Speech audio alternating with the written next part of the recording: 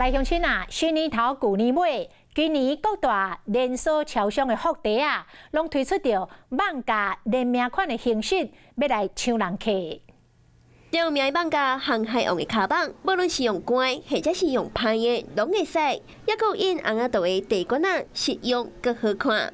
大人囡仔拢真爱的网价卡棒，也有茶啊等等的生活用品。这全部拢是连锁超商所推出的限量福袋的组合，跟卡通人物联名的那种的，就觉得好可爱，就忍不住会想要买。如果当然就是头奖有车的话也很棒。专家今年总共推出18种的福袋啊，其中有11种是联名的网价。全台湾总共有100万的福袋啊，每一个福袋拢会当抽奖。头奖总共有5台100万的名车，业者估计会当带来3亿个商机。只要这个动漫的作品是够具有吸引力的，或者是联名的 IP 是有一定特色的，消费者其实都可能会考量，就是说，如果我本来就刚好需要，例如说一个盒子或者一个篮子，甚至它里面的公仔，它本身就有收集的意愿，那当然对消费者来说啊，这样子一个所谓的福袋，它本身的价值就会比较高。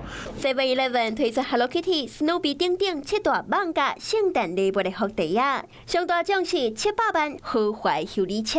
莱尔富今年是推出5款限量新春的福袋啊，其中有2款网价7量组联名的福箱，头奖的价值嘛超过100万。OK 超商今年也头一遍推出3四福袋啊，头奖是1.5卡拉选择手指。无论是外形或者是送的实用小物，拢是象征买奖收集的心理。连锁超商推出联名款，就是要抢福袋的商机。Hello， 大家好，我是林依文。想要抢先掌握最及时的新闻资讯吗？赶快订阅、按赞、开启小铃铛，锁定华视新闻的 YouTube 频道。